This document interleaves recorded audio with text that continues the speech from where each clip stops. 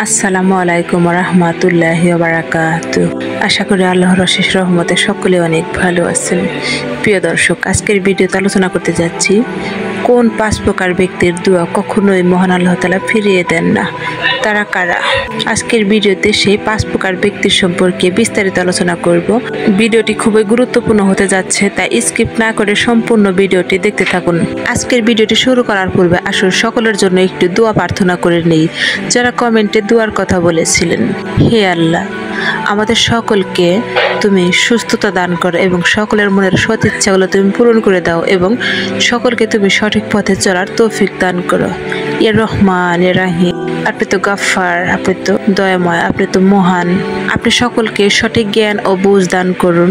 হে আল্লাহ, আপনি সকলকে সঠিক পথে চলার তৌফিক দান করুন এবং সকলকে বেশি বেশি করে নেক আমল করার তৌফিক দান করুন। সেই সাথে আমাদের সকলকে আপনি কবুল করে নিন, আমিন। কমেন্টে সবাই আমিন লিখে যাবেন, কেননা কখন কার আমিন মহান আল্লাহ তাআলা কবুল করে নেবেন সেটা আমরা কেউই জানি না, তাই কমেন্টে একবার হলেও সবাই আমিন লিখে যাবেন। যে 5 প্রকার ব্যক্তির দোয়া আল্লাহ তাআলা কখনো ফিরিয়ে দেন না, তাদের মধ্যে প্রথম নাম্বার হলো অত্যাচারী মজলুম ব্যক্তির দোয়া আল্লাহ তাআলা কখনোই ফিরিয়ে দেয় না। আল্লাহ সুবহানাহু ওয়া তাআলা স্বয়ং মজলুমের পাশে থাকেন। মজলুমের দোয়া হলো সেই হৃদয়ের আকুতি বা ক্ষত বিক্ষত অবস্থা আল্লাহর দরবারে সরাসরি পৌঁছে যায়। জুলুম ইসলাম ধর্মে একেবারে হারাম ও ঘৃণিত একটি পাপ।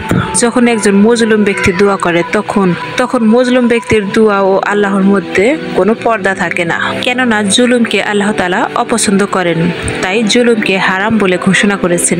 এই বিষয়ে রাসূল সাল্লাল্লাহু আলাইহি ওয়াসাল্লাম বলেন, আল্লাহ তাআলা বলেছে, হে আমার বান্দাগণ, আমি আমার উপর জুলুম হারাম করেছি এবং তা তোমাদের মধ্যেও হারাম করেছি, সুতরাং তোমরা কেউ কারোর প্রতি জুলুম করো না। সহিহ মুসলিম হাদিস 2577। তাই যে ব্যক্তি জুলুম সহ্য করছে সে আল্লাহর নিকট নির্ভরশীল, তার দোয়া সরাসরি আল্লাহর দরবারে পৌঁছে যায়। জুলুমের দোয়া আল্লাহর মাঝে কোনো প্রতিবন্ধকতা থাকে না। রাসূল সাল্লাল্লাহু আলাইহি ওয়াসাল্লাম বলেছেন, যে ব্যক্তির দোয়া ফেরত দেওয়া হয় না তাদের একজন হলো মজলুম ব্যক্তি। তিরমিজি হাদিস 3598। অপর একটি হাদিসে উল্লেখ আছেন যে মজলুম যখন দোয়া করে আল্লাহ বলেন, আমি তোমার দোয়া অবশ্যই কবুল করব, যদিও কিছু সময় পরে। মুসনাদে আহমদ।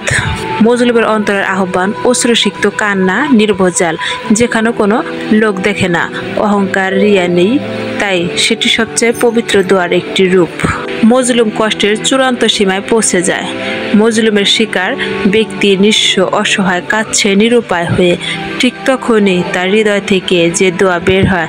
এ বিষয়ে একটি হাদিস রয়েছে, হযরত জাবের রাদিয়াল্লাহু তাআলা আনহু হতে বর্ণিত। তিনি বলেন, আমার এক গরিব আত্মীয়র জমি এক ধনী ব্যক্তি জোর করে দখল করে নেয়। সে অনেক কষ্ট করে, কান্না করে আল্লাহর কাছে দোয়া করতে থাকে, কিন্তু কিছুদিনের মধ্যে সে জালিম এমন রোগে অসুস্থ হয়, তখন সে জালিম তার সমস্ত ধন সম্পদ বিক্রি করে একেবারে নিঃস্ব হয়ে যায়। মজলুমের দোয়া ফেরত দেওয়া হয় না, কারণ আল্লাহ জুলুমকে ঘৃণা করেন। মজলুম নির্ভজালভাবে আহ্বান করে আর আল্লাহর মাঝে কোনো বাধা থাকে না এবং এটি আল্লাহর ন্যায় বিচারের প্রতিষ্ঠার অংশ। নাম্বার 2, পিতামাতার দোয়া ফিরিয়ে দেওয়া হয় না। মা বাবা সন্তানের জন্য সবচাইতে বেশি মেহনত করে থাকেন। তারা সন্তানকে দুনিয়াতে আনে, লালন পালন করে, ঘুম হারাম করে তিলে তিলে গড়ে তোলেন। তারা সন্তানের কষ্টকে নিজের কষ্ট মনে করে, তাই তাদের মুখ থেকে যেই দোয়া বের হয় না কেন তা গভীর থেকে আসে। আল্লাহ বলেন, তোমরা তোমার পিতামাতার প্রতি সদ্ব্যবহার করো। সূরা বনী ইসরাইল আয়াত 23। তাই মা বাবার দোয়া সন্তানের জন্য এক অতুলনীয় আশীর্বাদ। মা বাবার দোয়াই সেই নিঃস্বার্থ দোয়া।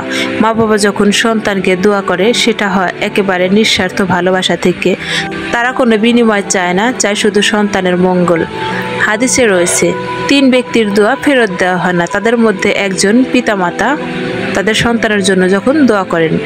তিরমিজি হাদিস 3598। মা বাবার দোয়া দুনিয়া ও আখিরাতে কাজে আসে। দোয়া শুধু দুনিয়ার সফলতার জন্যই নয়, বরং আখিরাতেও তা কাজ করে। একজন মায়ের কান্নার দোয়া সন্তানের রিজিক, হেদায়েত, সফলতা সবকিছু বদলে দিতে পারে। মা বাবার দোয়া যেমন সন্তানের জন্য কল্যাণ বয়ে আনতে পারে, তেমনি মা বাবার বরদোয়াগুলো সন্তানের জন্য অকল্যাণ বয়ে আনতে পারে। তাদের অভিশাপগুলো আল্লাহ তাআলা কবুল করে থাকেন।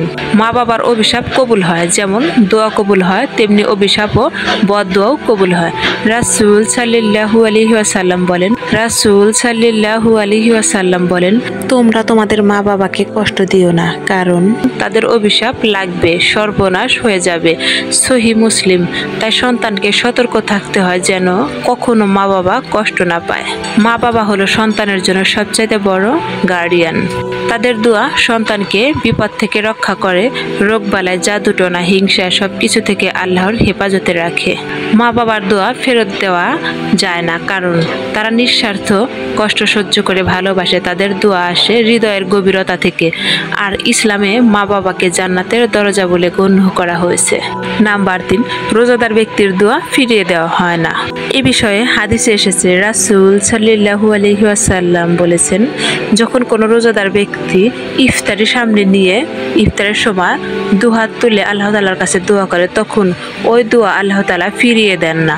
ওই দোয়া মহান আল্লাহ তাআলা কবুল করে নেন।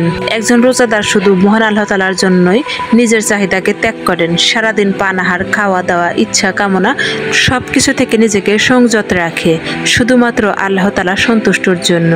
এই আত্মসংযম আল্লাহর নিকট অত্যন্ত প্রিয়। 3 ব্যক্তির দোয়া ফিরিয়ে দেওয়া হয় না।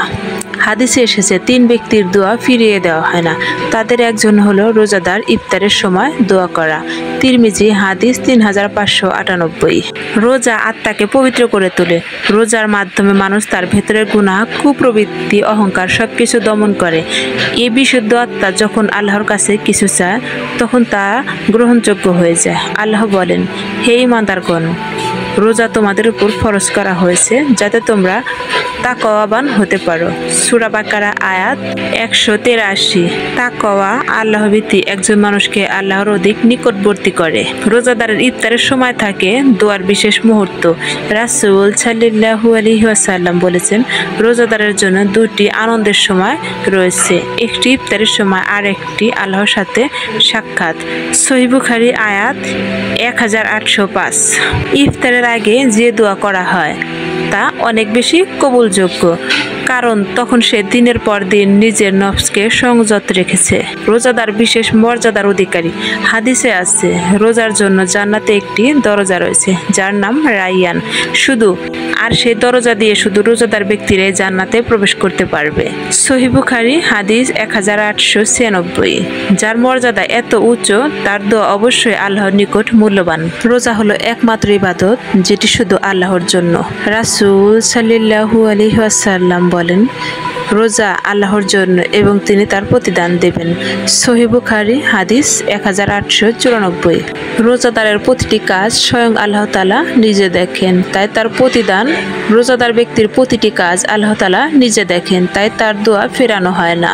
রোজাদার ব্যক্তির দোয়া ফেরত দেওয়া হয় না, কারণ সে আল্লাহর জন্য ত্যাগ স্বীকার করে, তার আত্মা পবিত্র হয়, আর ইফতারের সময় আল্লাহর রহমত সবচেয়ে বেশি বর্ষিত হয়।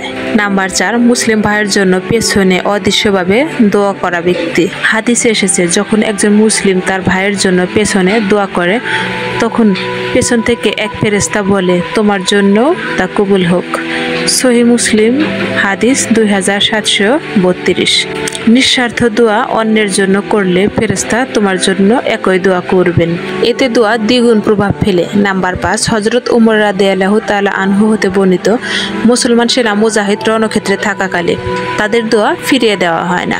হাদিসে এসেছে, 3 ব্যক্তির দোয়া প্রত্যাখ্যান হয় না। তাদের মধ্যে একজন হচ্ছেন আল্লাহর রাস্তায় যুদ্ধরত ব্যক্তি। তিরমিজি হাদিস 3598। যারা ইসলামের জন্য জান মাল দিয়ে রণক্ষেত্রে রয়েছে তাদের দোয়া কবুল হয়। তারা আল্লাহর পথে জীবনের ঝুঁকি নেয়, তাই আল্লাহ তাদের দোয়া প্রতিদান দেন। হজ ও উমরা পালনকারী মুসলমান এবং আল্লাহর রাস্তায় রণক্ষেত্র জিহাদ থাকা ব্যক্তি। রাসূল সাল্লাল্লাহু আলাইহি ওয়াসাল্লাম বলেন, হজ ও উমরা পালনকারী এবং আল্লাহর পথে রণক্ষেত্রে থাকা মুজাহিদরা এরা সবাই আল্লাহর প্রতিনিধি। যদি তারা আল্লাহর কাছে কিছু চায় আল্লাহ তা দিয়ে দেন, যদি তারা আল্লাহর নিকট দোয়া করে তিনি তা কবুল করেন।